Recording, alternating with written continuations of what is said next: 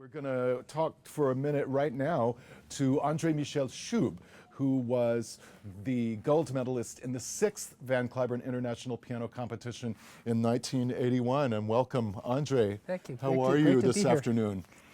How are you holding up? I'm doing fine. Good, good. It's inspiring.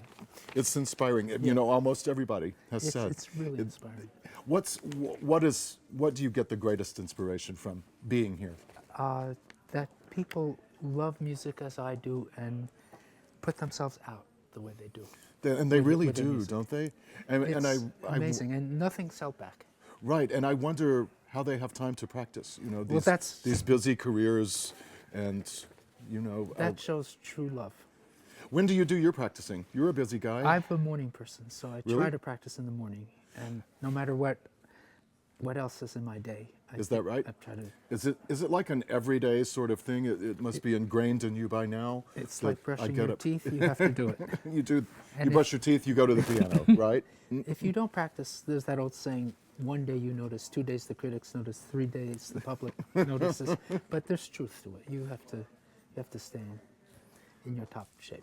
I remember so well in 1981 your performances in the Clyburn that year. You weren't around then. I was. You're a young man. Thank you. You were my new best friend, of course. But I remember a Tchaikovsky concerto, Beethoven B flat. I think is that right? That sounds right. And then Mendelssohn Fantasy in F sharp. Which we heard once. Yes, in this contest. I thought of you then because I thought, you know, André must be having a little bit of deja vu because he played that in the Clyburn in 1980. Well, that was a good year. That was a very good field. It yielded you and Penn and Santiago, Jeffrey Kahane, I think, Chris O'Reilly. That was a very good field. What do you remember about 1981? I remember a lot about it. Are you in a haze then? I remember at that kind of time a lot of of your it. I remember a lot of pressure because I already had a career when Right. this happened, and I didn't feel it that much until Harold Schoenberg was covering it for the New York Times, and he was probably the acknowledged piano guru of North America. Right. You know, he wrote the book The Great Pianist, among many other things. Right. And when he wrote in the Times that I was risking my career by entering this if I didn't win gold, you know, that became true, whether it was before or not. Right. So I felt a tremendous amount of pressure. But I was also well prepared. I was 28, I played a number of concerts, and so this was not the first time I played any of those pieces, which, you know, is important in terms of preparation.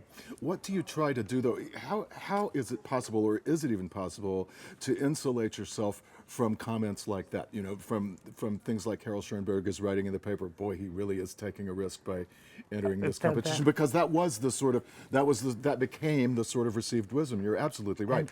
What is he doing here? He's taking a huge risk by doing this, et Well, I cetera. thought I'm here because I mean, I put it this way. I was playing a lot of Brahms piano quartets, which I love, but I also wanted to play a lot of Brahms piano concertos with as fine orchestras as I was playing chamber music. Right. And that was my ultimate goal, to somehow do more of the whole scope of the repertoire. And I just focused on, sounds like an athlete, one game at a time. Right. You know, Right. every piece, just focus on that piece, try not to think about anything else. I remember also, I'd gone back home to Louisiana by this point, but by the time you won, the day of the award ceremony, the award ceremony was telecast live on PBS. That was the first time the Clyburn had ever done that. But it was a live telecast. Andre Watts hosted it. And, what a memory. Well, I've been here a while. But I remember Andre Watts hosting it, and I remember that you had to play live on television just after being crowned. What was that like? Was that a hard thing to do? Yes, and I certainly did not play my best. I mean, that, you know, your life is about to change, and I was extremely happy, but then I thought I have to show, you know, that I deserve this. And so that was an added external pressure that, you know, that I could not get away from. Right.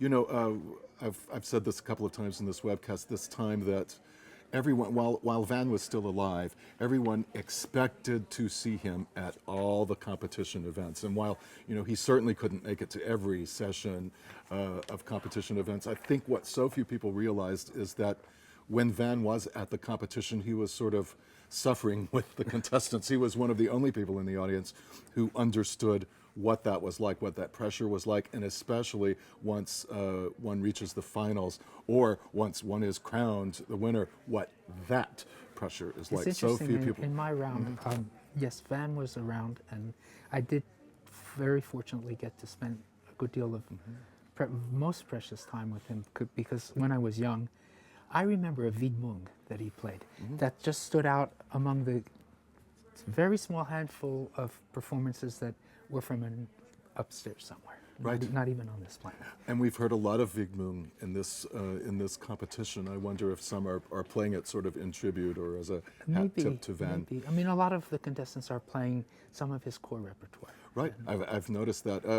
Like, I mean, Debussy, Reflet dans l'eau. Reflet dans l'eau, Scherzo number 3 was And he did one of his Second pieces. scherzo. And, Yeah, I've noticed that myself. but also in my contest, Leon Fleischer was conducting. Was the conductor? That's right. And so, interestingly, you said Van understood, Leon understood.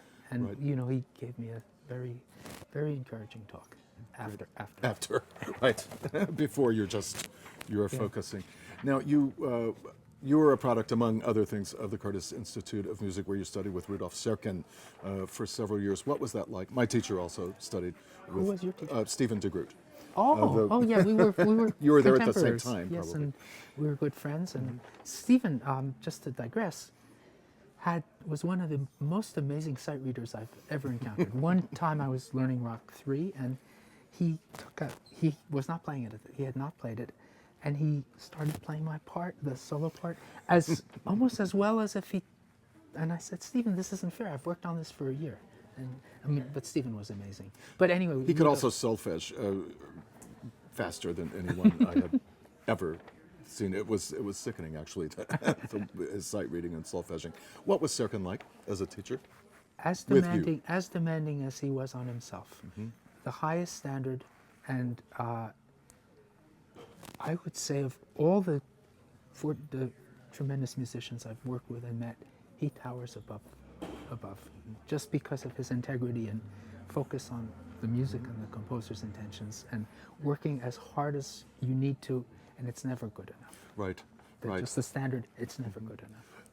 And also, Serkin came from a tradition of chamber music and played it his whole life, of course, notably at Marlborough, but everywhere. You've played a lot of chamber music in your Starting at life. Curtis, I spent my summers at Marlborough, and that was a great experience. Casals was still alive, And Mr. Horzhowski was always there, right? yes, and members of the Budapest were still around, and it was amazing.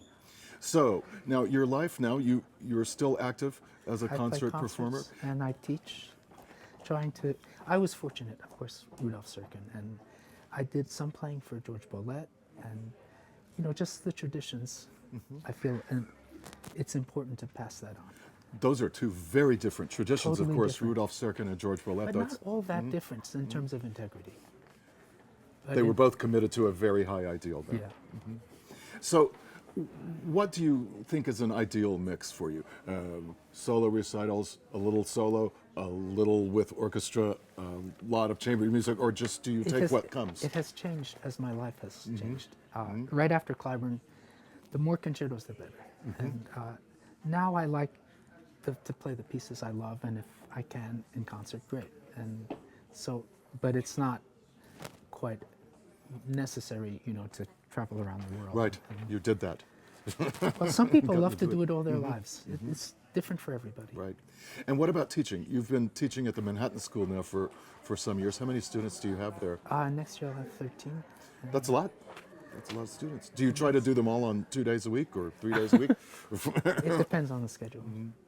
But We are so happy to have you in Fort Worth. I think the last time you were here, you were playing in the John Giordano tribute oh concert. yes, Before that, that was the end of a tremendous era. Yeah, it really was. John will be here some this weekend, I think. Give him my regards, I will. please. I will. A big hug. Or maybe you will see him yourself. That I would be hope so. great. Thank you so much, Andre. Pleasure.